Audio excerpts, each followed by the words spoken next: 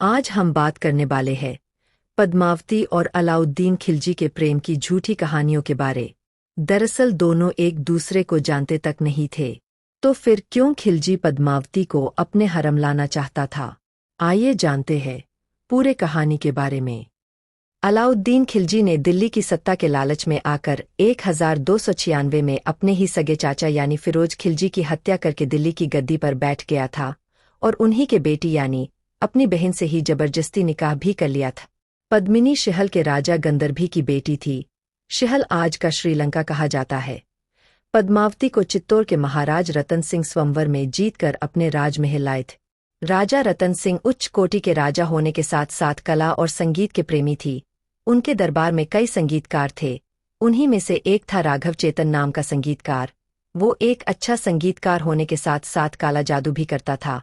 एक दिन राजा ने उसे काला जादू करते हुए पकड़ लिया था, जिसके बाद उसे रतन सिंह ने अपने राज्य से निष्कासित कर दिया था।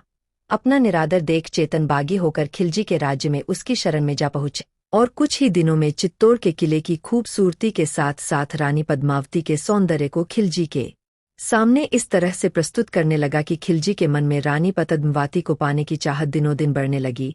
राघव चेतन ने एक दिन अलाउद्दीन खिलजी से कहा, इतनी खूबसूरत रानी पद्मावती तो आपकी बेगम होनी चाहिए। बस फिर क्या था, खिलजी अपने मन में रानी पद्मावती के बारे में गलत विचार लिए अपनी सौज के साथ चित्तौड़ की ओर कूच करने लगा। जब खिलजी चित्तौड़ के किले के पास पहुंचा तो किले के चारों ओर कड़ी सुरक्षा में वीर राजपूत सैनिकों की घेराबंदी देख उसे मजबूरन रुकना पड़ा। लेकिन महत्वाकांक्षी अपने मन में पाप लिए बैठा था, इसलिए उसके लिए पल पल भरी पड़ रहा था। जल्दी से किसी तरह रानी पद्मावती की एक झलक देख लेना चाहता था। उसने कई दिनों तक चित्तौड़ के किले बाहर घेराबंदी करता रहा और धीरे धीरे चित्तौड़ के सैनिकों को मौत के घाट उतारता रहा। जब ये खबर किले में राजा रतन सिंह को पता चली तो उन्होंने खिलजी का प्रतिकार करना शुरू कर दिया। महीनों तक युद्ध चलता रहा, लेकिन खिलजी किले के अंदर प्रवेश नहीं कर पा रहा था।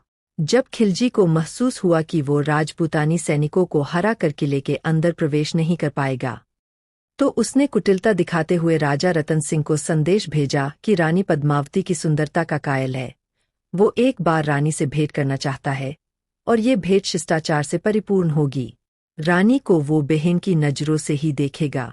अलाउद्दीन खिलजी का संदेश सुनकर राजा रतन सिंह ने प्रजा और राज्य का हित देखते हुए खिलजी का प्रस्ताव मान लिया और अगले दिन खिलजी को महल के अंदर आने का इंतजाम करवा दिया।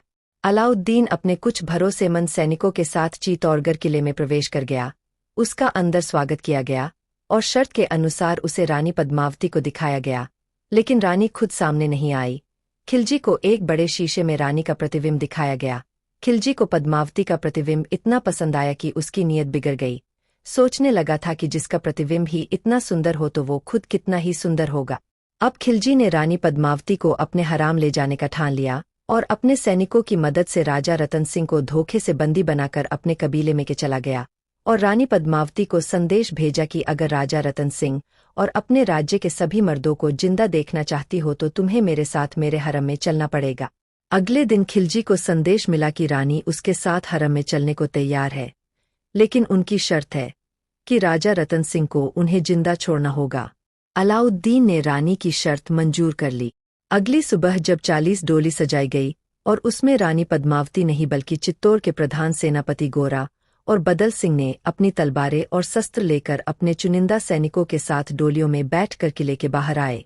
सजी हुई डोली देखकर राजा रतन सिंह अत्यंत दुखी हुए। उन्हें लगाने लगा था कि उनकी रानी उनके साथ धोखा करके इस जाहिल के जा रही है, लेकिन ऐसा नहीं था। डोलियों को अपने कबीले की ओर आता देख खिलजी का टुशी का ठिकाना नहीं था। डोलियां उसके मैं कबीले के अंदर पहुंचाई गई तो उनमें से तलवारें लेकर गोरा और बादल सिंह अपने वीर सिपाहियों के साथ बाहर आए और खिलजी की सेना पर टूट पड़े। इस तरह से वे राजा रतन सिंह को खिलजी की कैद से छुड़ा कर ले जाने में सफल रहे, लेकिन गोरा को युद्ध में अपने प्राण गंवाने पड़े। अपने साथ हुए धोखे की वजह से खिलजी गुस्से में बौखला गया और अपने सैनिकों को किले में घुसने का आदेश दे दिया। महीनों तक युद्ध चलता रहा। अब किले के अंदर खाने पीने की वस्तुएं भी खत्म हो चुकी थी, जिसकी वजह से चित्तौड़ के सैनिकों से लेकर अंदर रहने वाले सभी भूख से ही मरने वाले थे। इसलिए रतन सिंह ने अब युद्ध करने का निश्चय किया और अपनी तलवार लेकर अपने सेनापति बादल के साथ निकल पड़े। और आत्मरक्षा करते हुए युद्ध में वीरगति को प्राप्त हो गए। रानी को पता चल चुका था कि अब खिलजी का किले में प्रवेश कोई नहीं रोक सकता। उनके पास ज्यादा समय नहीं था, इसलिए उन्होंने अंदर उपस्थित सभी स्त्रियों को एक जगह इकट्ठा किया और उनसे पूछा कि तुम्हारी क्या राय है। तो सभी ने आत्मदाह करना स्वीकार किया, लेकिन खिलजी के साथ उसके हरम में जाना नहीं स्वीकार। अब रानी पद्मावती ने किले के अंदर विशाल आग जलाई और सभी स्त्रियों ने एक साथ जय भवानी का नारा लगाते हुए खुद को आग में समर्पित कर अग्निदेव को अपने जीवन की अंतिम आहुति दे दी। जब खिलजी किले के अंदर पद्मावती की खोज में किले के अंदर पहुंचा तो उसे सिर्फ आग में जलती हुई रानी के साथ अन्य सैनिकों की स्त्रियां ही दिखाई दी।